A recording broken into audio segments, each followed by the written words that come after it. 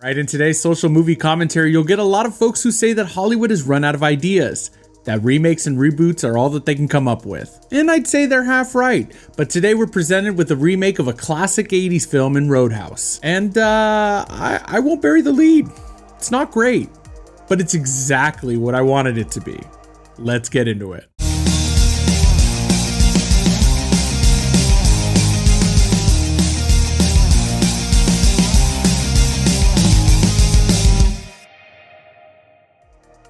Hey movie fans, I'm Matt, and today we're discussing Roadhouse starring Jake Gyllenhaal, Daniela Melchior, Billy Magnussen, and Conor McGregor.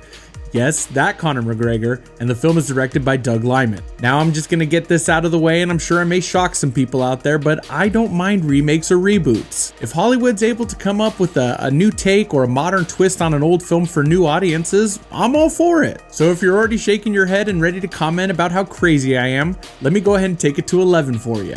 Die Hard. Remake it. Back to the Future? Remake it. The Godfather. Remake it. Oh, hell no! Now let's be clear, it doesn't mean any of these would be any good, but I'm all for giving it a shot. And if it sucks, Hollywood gets laughed at, which frankly, we already do that anyways. But if it's good, well then we get new classic films and new takes on them with films like The Thing, or The Departed, or Dune Parts 1 and 2. Alright, everyone still hate me? Okay, let's continue. Now I feel like I can make an entirely separate video about the controversy surrounding this film that include the director boycotting the film's release because it wasn't being released in theaters like Amazon told him it was going to be. But then that was disputed by crew members by saying no, Amazon always told us it was going straight to streaming. It's a mess. But today we don't need that type of negativity because this film, frankly, well, it's here for a good time, not a long time. This new iteration of the film follows Jake Gyllenhaal as Elwood Dalton, an ex-UFC fighter who takes a job as a bouncer at a Florida Keys Roadhouse, only to discover that this paradise is not all that it seems. Now, if the plot seems trivial or uninspired, well, I refer you to Exhibit A, which is the plot to the original 1989 film, where Patrick Swayze plays a professional bouncer who's tasked with restoring order to the rowdiest establishment in a Missouri town. And armed with a black belt in karate and a PhD in philosophy, Swayze's character embarks on a mission to pacify the notorious Double Deuce. And even though this film came out right at the tail end of the 80s, this film is peak 80s cinema. You don't need to look far into it, and that's one of the strengths of this new iteration. Now, one of the film's main challenges is finding that balance, paying homage to the legacy of the original Roadhouse while carving out its own identity. And this remake successfully captures the essence of the original film despite its modern setting and appearance. This film is wild, and in its unpredictable nature, it stays true to its predecessor. Remember, we're here for a good time, not a long time. The bar itself serves as a character within the story, and the chosen location for this film is stunning. Situated on a Florida waterfront, it boasts a spacious interior with a stage protected by chicken wire for the band. It's a perfect embodiment of the rowdy establishment called the Roadhouse. I sound like a realtor, don't I? The soundtrack of Roadhouse is a great blend of reggae and bluesy rock and creates the perfect ambience for a bar setting. And I know this because, well, I've spent some time in bars. Jake Gyllenhaal is one of my favorite actors working today, and his portrayal in this film is notably laid back. And it's a departure from his usual riveting and emotionally charged performances in films like Southpaw or Nightcrawler. But he completely embodies this character, and while his calm demeanor may verge on lethargy at times, it's not necessarily a flaw in his performance.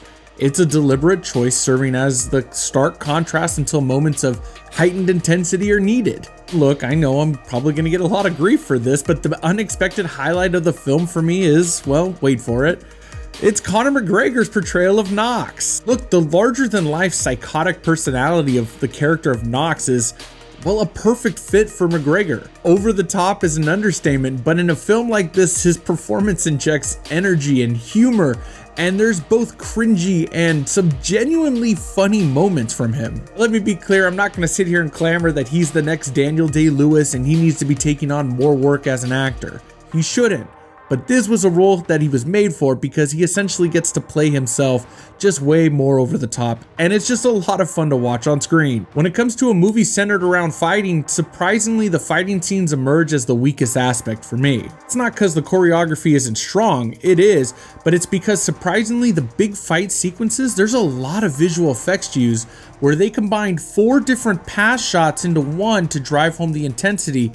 And honestly, I'm really confused by it. It's a stylistic choice, no doubt, and it needs to be noted that something like this hasn't been done before, so on that level, I respect the artistry of trying something new. And in no doubt, it's there to drive home the intensity and the brutality of the fights, but for me, it's extremely off-putting and it just doesn't work for me. The last thing I'd bring up as really kind of an issue for me is the pacing. The film could have been shorter, no doubt. Even though it clocks in at just under 2 hours, the film definitely has moments where momentum is cut short, and it takes time to kind of ramp things back up. But to be fair, I also believe a lot of movies can be shorter these days. I'm always complaining about the pace of a film. And really the last note about the film is that this looks like it was made for a theatrical release. I don't understand and will continue to argue about why these streaming services spend big money on making films and not releasing them in theaters. Amazon earlier this year put out The Beekeeper, and even though I didn't like that film, it deserved to be in theaters as well as this film. It becomes even more perplexing for me when the puff pieces come out claiming that Roadhouse was the #1 original streaming film for the service. Well, of all time, y'all just left money on the table. Studios, please figure this out. Stop spending big money for a film that looks like it could have made its budget back before going to streaming. Alright, at closing time, Roadhouse is a bit of a mixed bag of strengths and weaknesses. There's an undeniable fun to be had in its wild and eccentric approach. Ultimately, I would recommend giving Roadhouse a chance, and hopefully you'll be willing to see it as a standalone story rather than comparing it to its iconic predecessor. As always, I encourage you to watch the film and form your own opinions though. Let me know your thoughts about it down in the comments below and have your voices heard. Also, if you enjoyed this review, please like this video and subscribe to my channel for more movie reviews. Your support is greatly appreciated. Next time we travel to Halloween night 1977, where a live television broadcast goes horribly wrong, unleashing evil into the nation's living rooms as we check out Late Night with the Devil. The film has been getting rave reviews as well as criticisms for some controversial aspects that we'll discuss as well. Thanks again for watching, and I'll see you guys at the movies.